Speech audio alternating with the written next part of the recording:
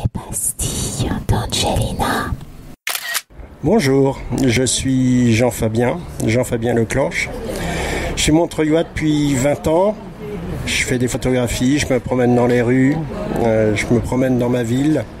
Là, j'en ai fait un livre, un deuxième livre sur Montreuil. J'avais déjà fait un petit livre qui s'appelait Good Morning Montreuil, qui racontait justement de manière un peu chien fou les rues de Montreuil, ses paradoxes, ses contrastes. Et ce nouveau livre s'appelle Les Chroniques de Montreuil.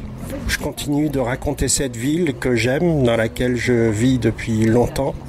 Ces chroniques de Montreuil, ce sont des petits récits, sont des fenêtres ouvertes sur une ville qui se conjugue toujours au pluriel. Mon Montreuil à moi ne sera pas le Montreuil du voisin, qui ne sera pas tout à fait le Montreuil de l'autre, mais on aura beaucoup de choses quand même en commun.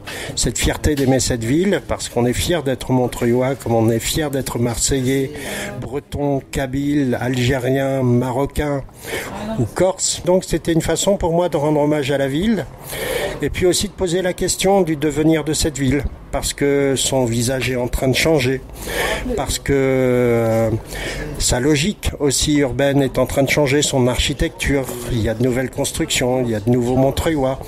Et donc ce petit livre, ou ce gros livre, ces chroniques montreuilloises, c'était une façon de regarder cette ville dans son histoire, et puis ce chapitre qui est en train de se tourner, Montreuil comme les autres villes du Grand Paris, puisqu'on ne parle plus de banlieue maintenant, on parle du Grand Paris.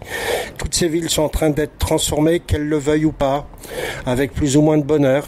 Et donc on est en train de tourner, fermer et ouvrir un autre chapitre. Et ce livre, c'était une façon d'honorer le Montreuil populaire, le Montreuil des petites gens, le Montreuil des vieux rockers, le Montreuil des punks et des anards, le Montreuil de la famille kabyle, le Montreuil du marché, le Montreuil de la nuit, le Montreuil des bars. Et de dire merci à tout le monde, à tous ces Montreuillois qui m'ont accueilli il y a 20 ans. C'est une façon de leur dire merci, de leur dire je vous aime. Ce livre, il vit déjà sa vie. Je remercie justement tous les gens qui s'en sont emparés. C'est ça qui est émouvant, parce que c'est un travail de partage. C'est pas un travail que je fais pour moi, c'est un travail que je fais pour nous tous, ensemble.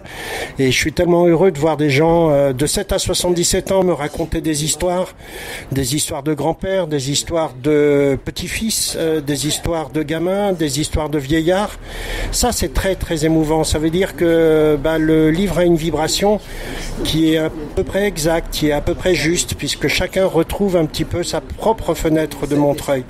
Alors, les projets suivants, je sais pas trop, ça va être de continuer à raconter des histoires, soit en texte, soit en photo, soit les deux.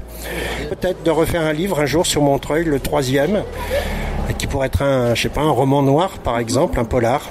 Je sais pas, on verra. Les pastilles d'Angelina.